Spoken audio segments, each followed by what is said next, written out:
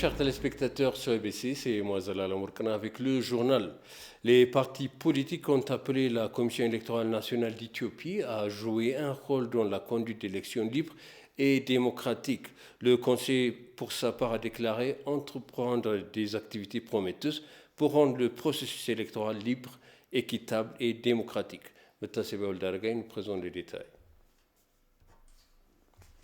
La 6e élection générale en Éthiopie devrait avoir lieu dans près de 2 mois.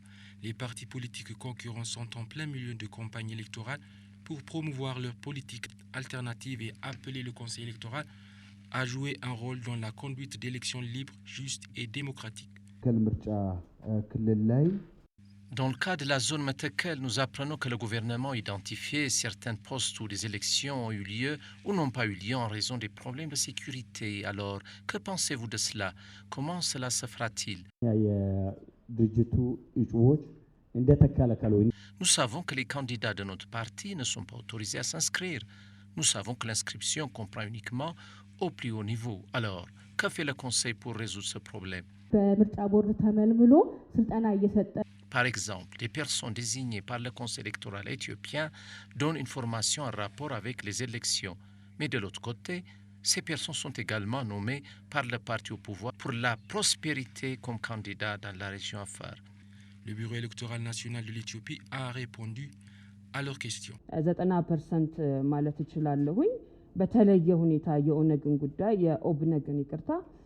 En ce qui concerne l'inscription des candidatures pour les membres de l'ONLF, je peux dire que 90% de notre déménagement a été un succès.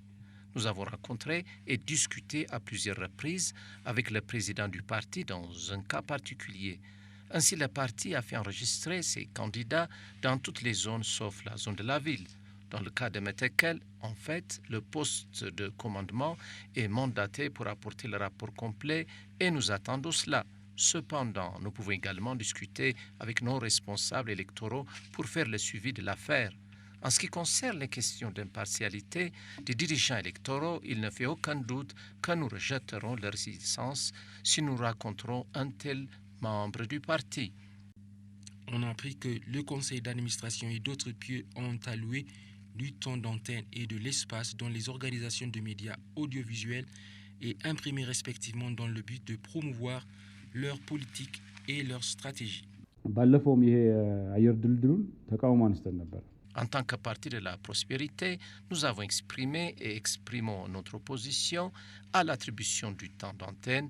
5% ne nous suffit pas. Nous pensons que c'est injuste. Donc, il devrait y avoir une amélioration.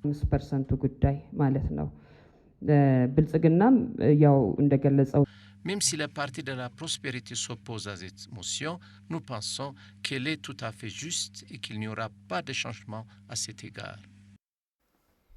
Les Américains, Éthiopiens et Érythréens résidant dans la région métropolitaine du Grand Seattle ont condamné les campagnes de propagande menées par les restes de la défunte junte du TPLF et ont appelé leurs représentants élus dans les 2 chambres des États-Unis à analyser attentivement la situation en Éthiopie. Les organisateurs du rassemblement sont l'équipe de diplomatie politique éthiopienne et Alan Leabay, une coalition des femmes éthiopiennes à Seattle. Lors d'un rassemblement public conjoint coordonné par les manifestants ont condamné les crimes de haute trahison et les crimes contre la paix perpétrés par le TPLF en novembre 2020. Les manifestants ont également appelé la communauté internationale à analyser attentivement la situation en Éthiopie et ont soumis leur déclaration accompagnée de 12 demandes au bureau de Patty Murray et de Maria Cantwell, les 2 sénateurs représentants de l'État Washington au Sénat américain.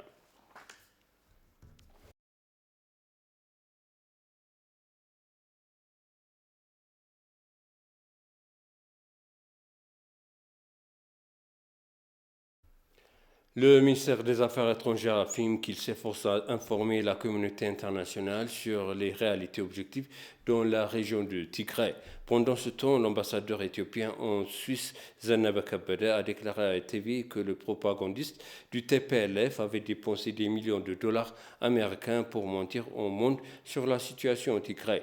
Le porte-parole du ministère éthiopien des Affaires étrangères, l'ambassadeur Dina Mufti, a déclaré que le ministère s'est forcé de clarifier les activités du gouvernement au Tigré pour le reste du monde de différentes manières. L'ambassadeur Zannaber a souligné que le TPLF utilise ses ressources humanitaires et matérielles détournées de l'Éthiopie pour diffuser des fausses informations, ce qui garantit qu'ils sont forts dans le mensonge.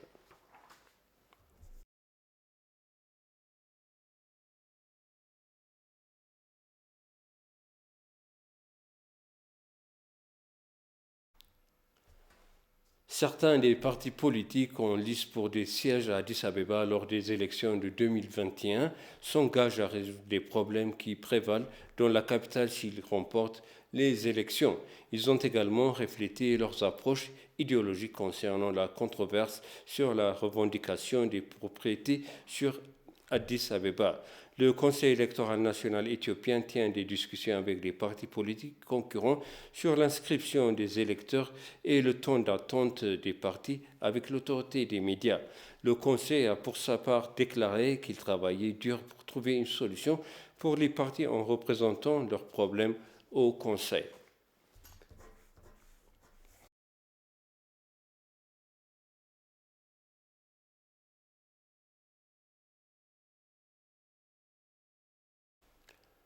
La création de liens commerciaux plus étendus entre les micro-entreprises à petite échelle et les parcs industriels ont considéré comme essentiel pour sécuriser davantage de devises.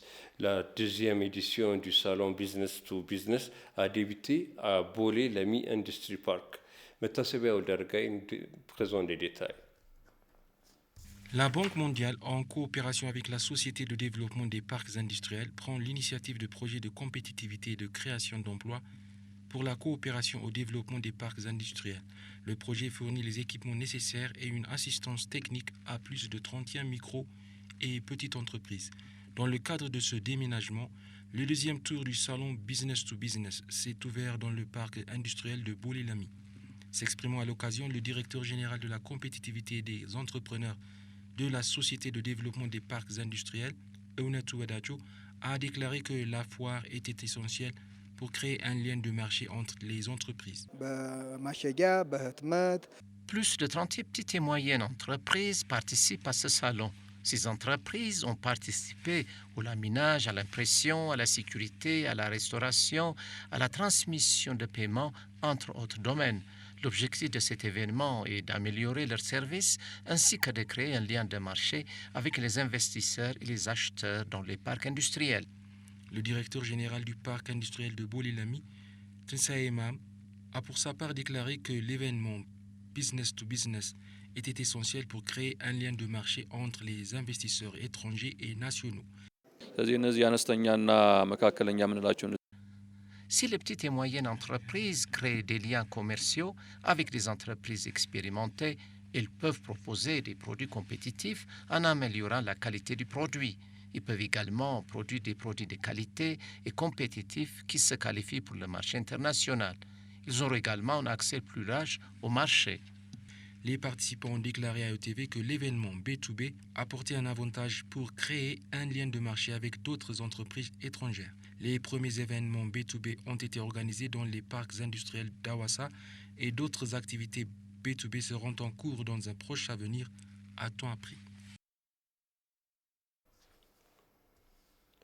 l'Ethiopian Airlines, la principale compagnie aérienne d'Afrique, va tester IATA Travel Pass, une application mobile de voyage numérique pour améliorer l'efficacité des tests ou de vérification de vaccins et redémarrer le voyage. L'initiative Travel Pass permet de vérifier l'authenticité des informations de tests présentées par le voyageur, ce qui est essentiel pour assurer la sécurité des passagers tout en respectant les exigences d'entrée des pays.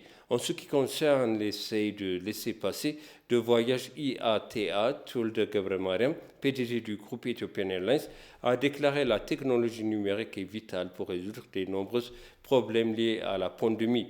Alexander de Junishkak, directeur général et PDG de IATA, a déclaré Ethiopian Airlines contribue à jeter la base d'un monde reconnecté dans lequel les résultats de tests Covid-19 et les certificats de vaccination joueront un grand rôle.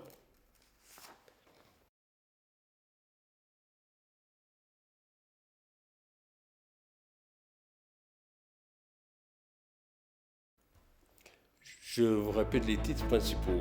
Les partis politiques demandent au Conseil électoral national d'Éthiopie de jouer un rôle dans la conduite d'élections libres, justes et démocratiques.